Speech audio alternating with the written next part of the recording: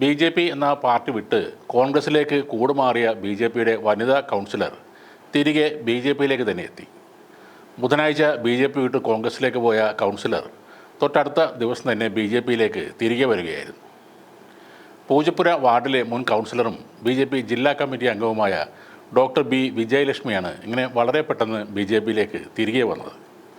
Doctor വിജയലക്ഷ്മിയെ K Muraleedharan, ശക്തൻ, മണകാട് സുരേഷ് എന്നിവർ ചേർന്നായിരുന്നു കോൺഗ്രസിലേക്ക് സ്വീകരിച്ചത്. വിജയലക്ഷ്മി കോൺഗ്രസിൽ എത്തിയ വിവരം അറിയിച്ചുകൊണ്ട് നേതാക്കൾ ഒരു ഫേസ്ബുക്ക് പോസ്റ്റും പങ്കുവച്ചിരുന്നു. എന്നാൽ വ്യാഴാഴ്ച വൈകുന്നേരം നടന്ന പരിപാടിയിൽ വിജയലക്ഷ്മി തിരികെ ബി.ജെ.പിയിലേക്ക് തന്നെ എത്തുകയായിരുന്നു.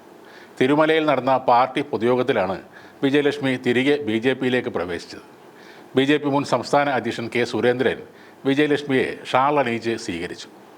കോൺഗ്രസ് വിജയലക്ഷ്മിയെ കബളിപ്പിച്ചു എന്നാണ് ഈ സംഭവത്തിൽ ബി.ജെ.പിയുടെ വ്യാഖ്യാനം. കോൺഗ്രസ്സുകാർ വിജയലക്ഷ്മിയെ ആദരിക്കാനെന്ന് പറഞ്ഞുകൊണ്ട് വിളിച്ചു വരുത്തിയ ശേഷം അവർ കോൺഗ്രസിൽ ചേർന്നെന്ന് കാണിച്ച ഒരു വ്യാജ വാർത്ത വരുത്തി എന്നാണ് ബി.ജെ.പി. നേതാക്കൾ പറയുന്നത്. ഇത് ബി.ജെ.പിയിലേക്ക് തിരികെ വന്ന സംഭവമാണെങ്കിൽ കുറച്ച് ദിവസം മുന്നേ കോൺഗ്രസിലും സമാനമായൊരു സംഭവം ഉണ്ടായിരുന്നു. ബി.ജെ.പിയിൽ പോയി ചേർന്ന ശേഷം മടങ്ങി വന്ന യൂത്ത് കോൺഗ്രസ് സംസ്ഥാന സെക്രട്ടറി അഖിൽ ഓമനക്കുട്ടനാണ് ആ താരം. ഈ നവംബർ 19-നാണ് ബി.ജെ.പി. ജില്ലാ പ്രസിഡന്റിൽ നിന്ന് യൂത്ത് കോൺഗ്രസ് സംസ്ഥാന സെക്രട്ടറി അഖിൽ ഓമനക്കുട്ടൻ അംഗത്വം സ്വീകരിച്ചത്. ഇപ്പോൾ പക്ഷേ അദ്ദേഹത്തിന് അതൊന്നും ഓർമ്മയില്ല എന്നാണ് പറയുന്നത്. ബി.ജെ.പി. അംഗത്വം നൽകി തന്നെ ഒരു ഷാൾ അണിയിച്ചതാണെന്ന് തനിക്ക് അറിയില്ല. തൻ്റെ കാറിൽ സുഹൃത്തിനൊപ്പം പന്തളത്ത് പോയത് മാത്രം ഓർമ്മയുണ്ട്. പിന്നെ നടന്നത് എന്തൊക്കെയാണെന്ന് ഓർത്തെടുക്കാൻ പറ്റുന്നില്ല എന്നാണ് അഖിൽ പറയുന്നത്. 19-ാം തീയതി പന്തളത്ത് നടന്ന ചടങ്ങിൽ ജില്ലാ പ്രസിഡന്റ് അഡ്വക്കേറ്റ് വി.എസ്. സൂരജ് ആണ് അഖിലിനെ ബി.ജെ.പിയിലേക്ക് സ്വീകരിച്ചത്.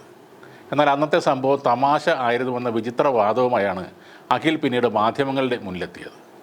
താനിപ്പോഴും ഒരു കോൺഗ്രസ്സുകാരനാണെന്നും യൂത്ത് കോൺഗ്രസ് സംസ്ഥാന സെക്രട്ടറി സ്ഥാനം രാജിവെച്ചിട്ടില്ലെന്നും അഖിൽ ആ വാർത്താ സമ്മേളനത്തിൽ പറഞ്ഞു. 19-ന് നടന്ന സുഹൃത്തുക്കളുമൊത്തുള്ള തമാശ ആയിരുന്നു എന്നാണ് അഖിൽ പറയുന്നത്. ഒരു സുഹൃത്ത് പന്തളം വരെ പോകാൻ തന്നെ ക്ഷണിച്ചു.